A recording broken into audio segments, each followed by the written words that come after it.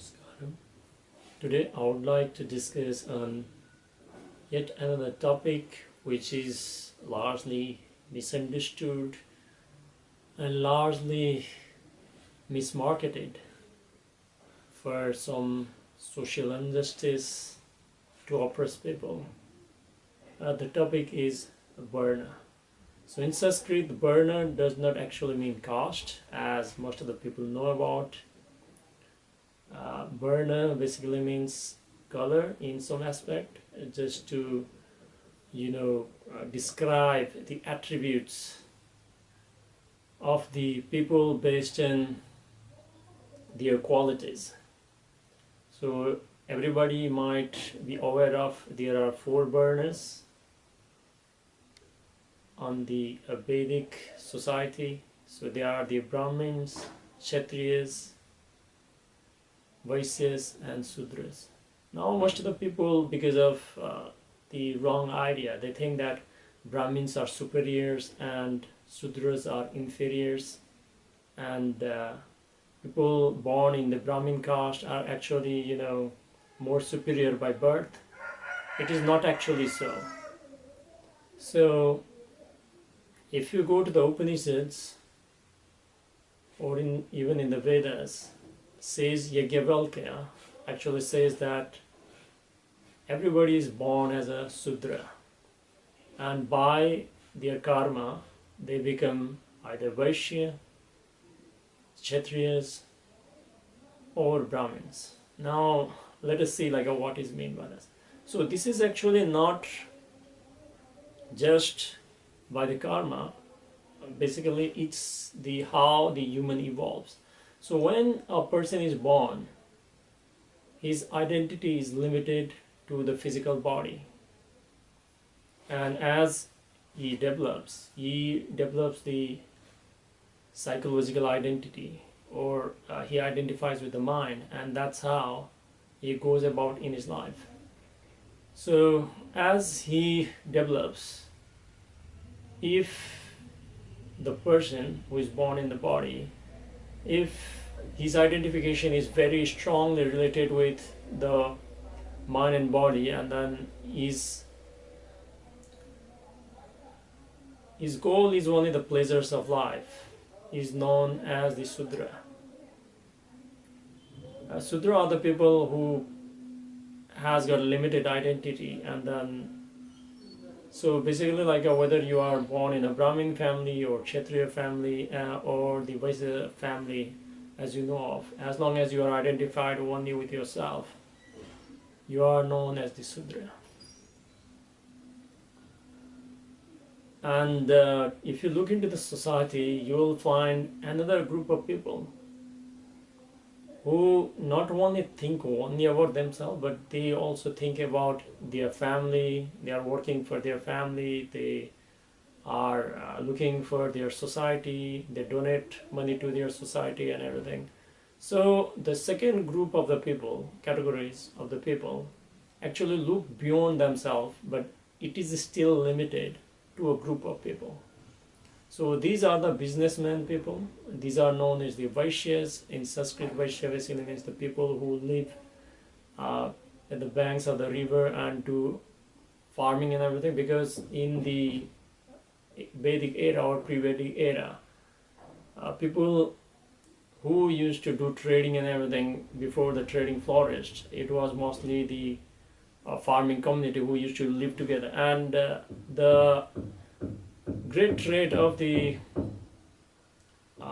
Vaishyas are they don't actually identify themselves as any nationality or anything. For them, for example, in the Vedic era or something, the wars were frequent, the small kingdoms were fighting with each other, but the Vaishyas never took any other side. So the kings were fallen down, some other kings would take over, but they still were for example, a new king comes up, it's fine with them, because so that's how Vaishyas were. So Vaishyas are the people who their identity is very limited with their society as a whole, but not an individual, but as a society and their family members and so on. And if you look today, in today's world, you will find more and more Vaishyas. There are more Vaishyas than ever before. Business people, people who work for their family and everything, for whom like a economy is very important. These other people are Vaishyas. And again, like this was a second category called Vaishya, who had the limited identity with their like the family and everything. And now the third category are known as the Kshatriyas. Kshatriyas are the category of the people who are even willing to live and die for the people they don't even know. So Kshatriyas are known as the warriors also. So Kshatriya comes from the word Kshetra. Kshetra basically means the territory or the area. So Kshatriya, the people Kshatriya are the ones who are willing to live and die for even the people they do not know. And that's how like the Kshatriya word came into the being. And these are the people like who go on to the wars or defend their territory. And because this is the main reason like their scope is even larger than the Vaishyas and then the Sudras, because their scope of life goes beyond the limitations of whom they know and they do not know. And finally, like going further, so even though your territory is larger enough to your nation or territory or something, but it is still limited, because at the end of the day, like you might be asking that what this life is all about and what is the purpose of life or something. So that is where an individual can strive to know the nature of existence. And this is where like Yagyavvalkya says that a person who knows the Brahma is known as the Brahmin. So Brahmin is a person like individual whose scope of life is the entire cosmos. It does not divide between the sentient and non-sentient. It does not divide between the animal and the human, or even a person from like a different countries or anything. His scope of life is universal, and that is how the Brahmin word comes into the play. So anyone like who is a yogi and who have actually experienced the union with the existence is a Brahmin, even though they are born in any family. If there was a king who actually later on became Vishwamitra. So Vishwamitra was born as a Kshatriya, but afterwards he became the Brahma Rishi or the Brahmin through his karma. And there are many stories. So basically it is the scope of your life that determines which Varna you belongs to. And it's not actually the one can actually cultivate enough the sadhana and karma to like evolve as well. So that is why it is said that you are born as a Sudra by birth, but you can become Vaishya, Shudra, Vaishya, Kshatriya, or even Brahman and so. So it does not necessarily means that like you born by that way and then become that. And you might have also read somewhere that all these four Varnas actually came from the body of the Brahman. So Brahman basically means, for example, if you have heard the word called like a Brahmananda, basically means the universal bliss, or the existence of bliss, or the creator's bliss. So Brahman is like let's say the cosmos of that one, the what we call as the beyond. It is said that like Brahmin came out from the head of the Brahman, and then like the Kshatriyas came from the hands, the Vaishya come from bellies, and then the Sudras actually came from the feet. And people think that like this is wrong and everything. This is not actually wrong, this is actually correct, but it is no way demeaning or degrading anyone, because caste is basically invented by people who wanted to rule the society. They found this framework and then like they mismarketed, like I told initially. So why it is so that like Brahmin is the head, and then arms is the Kshatriya, and then belly is the Shudra, Vaishya, and then legs are the Sudra. So if you look from the bottom onwards, so from the belly onwards, the leg and then the groin part and everything, these are all like the legs which are active most of the time, and not only that, it is more about pleasure seeking and everything, and this is what is referred by the Sudra. It is strongly identified with the the pleasures and sensation and everything. It is very similar to that. So if you come up, like you come to the belly basically means what? Like you are only concerned about food and accumulation and everything. You are not concerned about like beyond. You are only thinking about your own society, your own family, and your own limited identity. And this is where the Vaishya, and you must have seen that a lot of businessmen, at least in the caricatures and everything, they are shown with like a big bellies and everyone who are greedy. I'm not saying like a Vaishyas are greedy, but like just to give you the example here.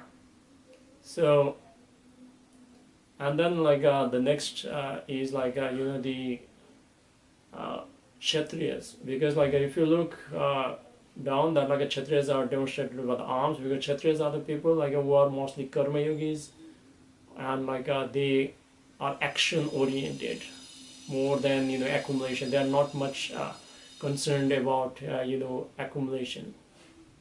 So these are the people like who are action oriented and getting things done. That's how the army, police, and then the kings in the past they are like a Kshatriyas, because they are action oriented and like a hands mean actions. And Brahman, like I think you already know, it's about all our perception and knowing like what has to be done, and that is how the entire hierarchy was put up, because although the kings and then the warriors actually ruled the entire nation and territory, the power was under the Kshatriyas actually, rather than the Brahmins. But like the brain, like the wisdom actually come from the Brahmin, and that's how like in every successful kingdom and everything, like it is where the Brahmins or the gurus were worshipped, like and taken the concentration, actually become more respected and everything. And if you have seen into like some of the stories and everything, all the kings and everyone, like they bow down to the gurus, because they provided them the proper direction and guidance, because their view was completely universal.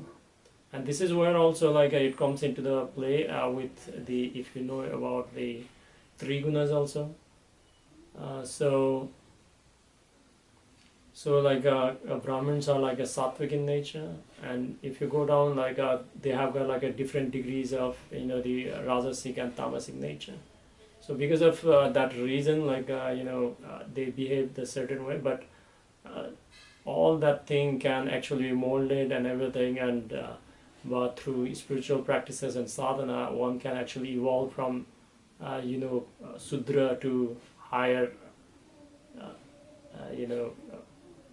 that is what is called like a Dvija, or like a the second birth. So I hope like it clarifies what the Varna is. So like a Varna is not the caste or anything. Caste is an invented thing, as you must have watched some of the videos, or you have seen that like a caste actually comes from the Portuguese and Spanish origin word, and it never existed in India or in the Indian subcontinent, or the Bharatvarsh as it was known at that time, or Vedic period. So Varna, like wherever you find people, you might find like a 10-20 people, you put them together and everything, eventually like some of them will itself move towards Brahmin, half of them will move towards management and organization, these will be the Kshatriyas, and some of them will move on to managing the family and then business, this will be Vaishyas, and some of them will be like a more they don't actually look too much towards that, they will lack some kind of long-term perception, these will be the Sudras. But nowadays, like if you see, like a majority of people are actually like a Vaishyas in nature. because of the type of the economy we are living in. And that is why Sadhguru also says that like in the past, some of the governments in the world, like the countries and everything, were ruled by like the gurus. They would seek the advice of the gurus, Brahmins. But like later on, like it was become like more power oriented. The people who had the more armies and everything, they won. So Kshatriyas were in power. And but now this is the time where like all the businessmen and like big corporations are actually ruling the world. So now like Vaishyas are in the power. This is how the Varna system will always be persistent. It's not the invented thing. It is a natural way of things.